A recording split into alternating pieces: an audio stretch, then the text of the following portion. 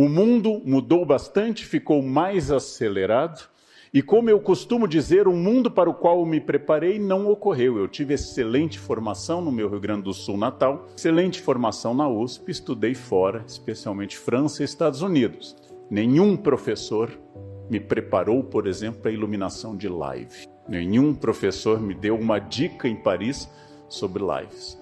Mas, pelo contrário, insistiram com o que havia de mais recente em tecnologia, como mimeógrafos, retroprojetores, e essas coisas que hoje têm o mesmo sentido de esculpir um machado com pedra do Paleolítico.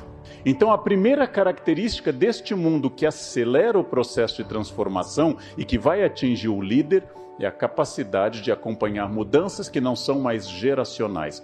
Acompanhem, durante séculos a humanidade escreveu com penas de aves como gansos e cisnes.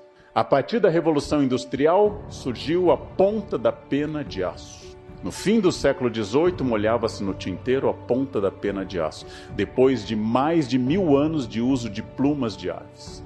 No fim do século XIX, surgiu a caneta tinteiro, já com a própria bombinha dentro da caneta. Na década de 1930, surgiu a esferográfica. Entre uma coisa e outra, no mínimo 50 anos.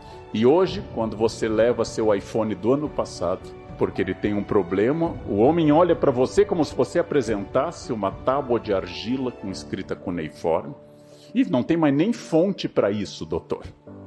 Não tem mais nem, porque isso aqui já é de abril do ano passado.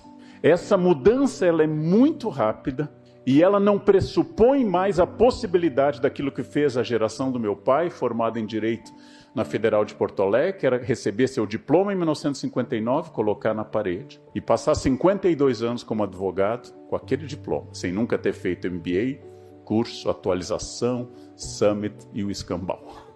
Só aquele curso. Hoje, se você já está graduado há 5 anos, você está defasado. Se você não fez outra graduação, uma pós-graduação ou cursos. Hoje não é mais possível que você decida gastar como se fosse um investimento, decida gastar o seu conhecimento da graduação ao longo dos anos. Você precisa ter o que hoje é moda dizer, chamado learnability. A learnability é a grande característica de liderados e de líderes. O modelo de liderança que se exaltava há 50 anos era ainda o modelo do século XIX. Homens decididos, enérgicos, ligeiramente autoritários. Estes eram os grandes construtores de impérios. Este é o modelo do século XIX, com transição no século XX para grandes magnatas. E estes homens que construíram indústrias de automóveis como Ford, indústrias de aço e petróleo como Rockefeller e outros, estes homens eram louvados pela sua capacidade de energia, de imposição de valores. Sempre foi uma virtude louvada em líderes homens. Então nós temos na liderança tradicional um gesto de ser iluminado. O modelo do líder do século XX é Churchill. 1940, o momento mais sombrio da história das Ilhas Britânicas. A França caiu, a Holanda caiu, a Noruega caiu, a Bélgica caiu, a Inglaterra está sozinha, lutando contra a Europa inteira. O parlamento sugere a Churchill, faça as pazes com a Alemanha, faça um acordo de paz. O Partido Conservador diz a ele, faça a paz. O rei George VI diz a ele, faça a paz. E ele diz, não se faz paz com um ditador nazista. E ele estava certo. A decisão de Churchill entre 40 e 41 de sozinho enfrentar o mundo é uma decisão que se revelou adequada, gesto de um líder que não baseava sua decisão em um mínimo múltiplo comum. Ao contrário de muitos de hoje, em que a decisão é simplesmente a soma de todas as decisões, o líder Churchill teve uma visão. Precisamos resistir, lutar, que um dia os americanos entrarão nessa guerra. Um ano depois, a União Soviética, e no fim do ano seguinte, os americanos entraram na guerra. Isso mudou tudo. A indústria norte-americana e o exército russo venceram a Alemanha nazista. E Churchill estava certo. E isto é louvado, e ele ganhou o prêmio Nobel como escritor. de língua inglesa, e ele se transformou num dos líderes mais festejados, foi ministro novamente, 51 a 55, e quando faleceu em 1965, ele era um dos homens mais celebrados do antigo Império Britânico, que ele também viu desmoronar desde a independência da Índia em 47. Então, este líder era o líder do passado. Um líder que teve várias virtudes. A primeira delas, aprendeu, porque Churchill tomou uma péssima decisão na Primeira Guerra, a Batalha de Galípoli. Churchill tomou péssimas decisões financeiras como Lorde do Tesouro. Churchill quase foi à falência durante a crise de 29, pessoalmente. É um homem que acumulou erros e já com uma idade em que não se começa mais na política, tornou-se primeiro-ministro em 1940. Logo, nós estamos falando de um homem que aprendeu, mas que tomou decisões muito solitariamente. Enfrentou pressões da esposa, do rei, do parlamento e do seu partido, e bateu o pé e convenceu pessoas ao caminho que nós sabemos o mais correto. Acontece que hoje esse tipo de liderança, sempre louvamos o carisma e a capacidade de continuar aprendendo, mas a liderança de hoje é mais complexa. Porque o mundo está tão diverso, o mundo está tão variado, que nenhum líder consegue ver todos os aspectos, ele precisa ouvir mais aquilo que, há mais de 2.500 anos, era um conselho do general Sun Tzu na arte da guerra. Nenhum general vence se não ouvir o soldado na trincheira. Nenhum general vence se não ouvir sua equipe. De um lado, a advertência de um líder chinês pré-dinástico, dizendo, cuidado, general que se isola no quartel-general perde a guerra. Não avalia o terreno, não vê o moral das tropas. Mesmo conselho dado na peça Henrique V de Shakespeare, quando Henrique, disfarçado de soldado, percorre o acampamento na véspera de uma batalha importante da Guerra dos 100 Anos. Churchill é um modelo de carisma e de escrita da língua inglesa. É um modelo de ironia. As frases dele até hoje causam impacto pela sua ironia que vocês devem conhecer. Mas Churchill hoje seria um péssimo primeiro-ministro, porque as Ilhas Britânicas são completamente diferentes. As decisões são tomadas de uma forma muito mais atomizada, muito mais capilarizada, se preferirem a metáfora biológica, do que eram há alguns anos. Aliás, é bem provável que qualquer um dos grandes capitães da indústria, se ressuscitasse como Henry Ford, hoje seriam demitidos da sua própria indústria, porque sua visão serviu para fazer do Ford T o mais brilhante modelo de sucesso da indústria automobilística, mas não serviria para hoje. E é muito complexo responder, porque a liderança de hoje não implica apenas o domínio técnico, não implica apenas o carisma, não implica apenas a sensibilidade, mas implica manter o equilíbrio psíquico de uma equipe, que em época de pandemia é mais abalado ainda. Então, líderes que pressionam sem cessar, líderes que estabelecem sem cessar uma ruptura maior, eles atingem essa ruptura muito cedo. Mas qual é o ponto que eu posso pressionar e qual é o ponto que eu posso retirar meu time, que eu posso retroceder? Não existe fórmula. E isso é muito importante de ser dito. Não existe uma fórmula, porque o líder se constrói na liderança. Atualização tecnológica, atualização em todos os campos. Não há líder hoje que não tenha possibilidade, que não consiga, senão não será um líder, atualização cultural. Um líder precisa saber o que acontece no mundo, inclusive no mundo distante da sua área. O líder precisa ver filmes, precisa assistir peças de teatro.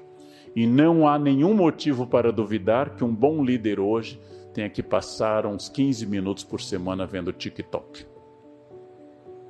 Porque o seu público vê. Por que é que hoje, por exemplo, o líder não pode ser preconceituoso? Antes nós diríamos, porque não é ético. Um líder racista, um líder misógino, não é ético. Depois nós diríamos que a Constituição de 88 não é juridicamente viável ser racista. Hoje eu diria, o racismo, o preconceito atacam o público, especialmente num país como o Brasil. Logo, ataca a sua planilha Excel. É virtude via lucro. Empresas que se associam à diversidade, na sua imagem e como chegam ao público, conseguem mais simpatia do público.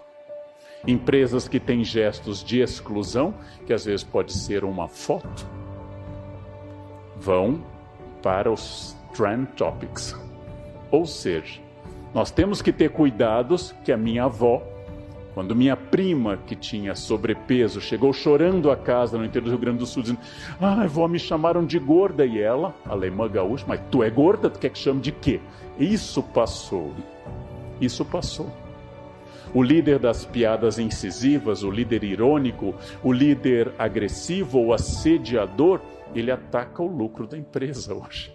Não é só o capital moral, ético da empresa. Um ambiente de assédio é um ambiente de medo, e o líder que favorece o assédio, ou usa essa máxima tão romana de dividir para governar, joga um contra o outro, que é facílimo fazer, basta analisar qualquer festa de Natal em família, é facílimo jogar um lado contra o outro. O líder que faz isso provoca um ambiente de medo, e o ambiente de medo é um ambiente menos produtivo. É um ambiente onde as pessoas não dão o melhor de si. Qual é a grande virtude desse líder que está se desenhando nesse mundo VUCA BANI? Em primeiro lugar, eu já disse algumas coisas como atualização, estímulo ao equilíbrio psíquico, capacidade de carisma. Mas, segundo lugar, eu quero, depois de todas essas virtudes, falar de uma ideia muito estranha no Brasil. Eu, como líder, estou em serviço. Logo, quanto maior o número de liderados, a mais gente eu sirvo. Se eu sou professor, eu sirvo aos meus alunos na Unicamp. Meu chefe de departamento serve a mim e aos alunos. E meu diretor da Faculdade de Filosofia, Letras e Ciências Humanas serve a todos nós. Como no Brasil nós temos tradição de coronelismo e mandonismo, nós achamos que o objetivo da instituição é servir ao líder. Toda vez que isso acontece, uma empresa começa a ter problemas. Ou seja, ela se isola em torno de uma liderança centralizadora e autoritária. Mas nós estamos bem. Nós tomamos decisões corretas. Semana passada compramos não sei quantos bitcoins. Olha o que aconteceu no mercado. Nós estamos bem. Bem, a Varig também esteve. As indústrias reunidas, Francisco Matarazzo, tinham 364 fábricas. A Kodak já dominou a maior parte do mercado fotográfico do planeta. E tudo isso, em cada case, que é muito diferente um do outro, existe uma liderança que pega o sucesso e transforma esse sucesso num direito adquirido e não numa luta constante. A liderança hoje é a capacidade de um esforço contínuo, que quando eu comparo, sempre me vem à cabeça a mesma metáfora, que é: esforço é banho. Tomou ontem, parabéns. Hoje de novo. Ou seja, esforço é... Mas eu venho tomando banho há 15 anos. Parou, fede. Imediatamente. Então, você fez inglês e francês, aprendeu a lidar com planilhas sofisticadas, você se desenvolveu em matemática financeira, ótimo, e se explica o ponto que você chegou até aqui. Não vai garantir o seu futuro. Como eu disse a vários alunos brilhantes da elite paulistana: meu filho, você tem um grande futuro pelas costas. Porque pela frente não tem nada. Família que lhe dá viagens, inglês aprendido esquiando em Aspen, garante muita vantagem. Mas acontece que tem gente que tem isso e ainda tem fogo no olho, energia e ganas. Isso Darwin chamou de seleção natural, nós chamamos hoje de capitalismo. Você não tem essa força, não tem essa energia, não se preocupe, a cadeira do poder está sempre ocupada, sempre ocupada. Você não tem força para renovar, não se preocupe, alguém mais jovem e mais produtivo, pela metade do preço que você cobra, fará o mesmo serviço. A cada momento isso deve servir para uma ideia de desenvolvimento contínuo, de prazer em ser melhor, de reinventar-se, de competir consigo mesmo, de como pessoa perfectível pensar, eu como líder tenho que estar melhor esse ano do que eu estava há 5 anos. Eu não estou competindo com bilionários, nem com pessoas na lista da Forbes, eu estou competindo comigo mesmo. E estar melhor não é estar morando num lugar maior, é saber mais, continuar tentando manter o meu corpo funcional, que é o que a gente pode ter, e tentando achar novos horizontes. E a liderança contamina rapidamente pelo mau exemplo e lentamente pelo bom exemplo. Infelizmente, a humanidade degenera facilmente e melhora lentamente. O mal é alopático, o bem é homeopático. O mal é rápido.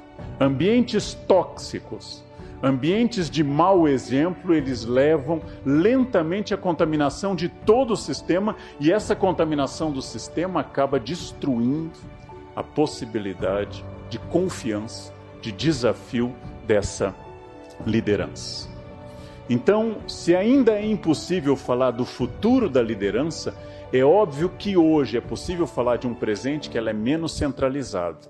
Mas não confundam este modelo com um modelo populista, que é aquela pessoa que tem que tomar uma decisão, vendemos ou não tal aplicativo, e as pessoas então dão opinião, e a opinião numericamente vitoriosa o líder segue. Isto não é líder, isso se chama algoritmo. Isso quem faz é o algoritmo, a inteligência artificial e o robô. O líder é capaz de fazer uma visão porque só ele tem esta visão. Porque se eu sou o líder de um hospital, é claro que o pessoal da cozinha considera que o objetivo do hospital é a refeição. E é claro que o pessoal da segurança considera a segurança o objetivo do hospital. E eu, como líder, sei que cozinha e segurança estão a serviço de um bem maior. E as pessoas que procuram hospital procuram pelo restabelecimento da saúde, mas é importante que a cozinha e a segurança funcionem.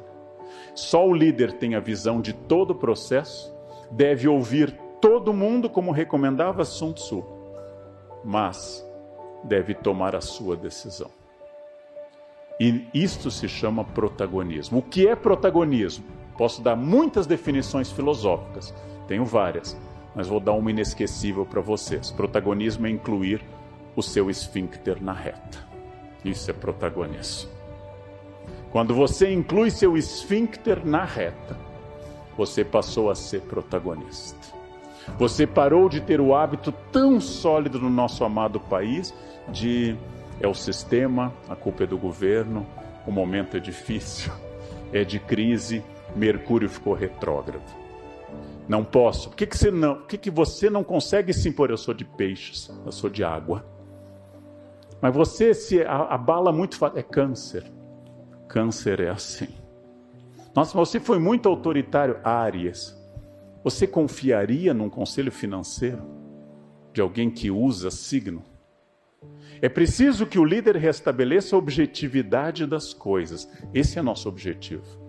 As equipes tendem à dispersão. Essa é uma característica de toda a equipe. As equipes obedecem a uma lei física universal. Cada um ir para um canto. As equipes tendem a perder o foco na reunião.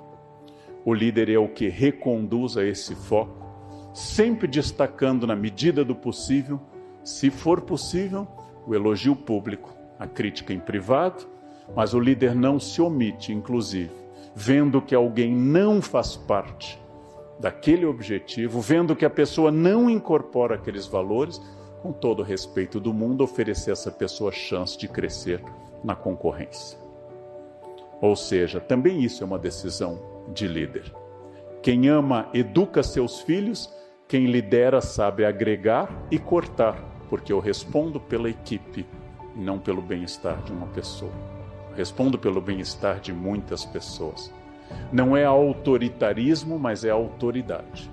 Líder tem autoridade. Isso também é protagonismo da pessoa que não faz reclamação, mas faz críticas. Qual é a diferença? Reclamação é constatar um problema. Está quente aqui. Crítica é quando eu digo, essa temperatura inviabiliza nosso trabalho. Poderíamos comprar um ar-condicionado, abrir as janelas ou fazer um dress code adequado a essa temperatura. A crítica oferece uma saída que me inclui, de novo, protagonista.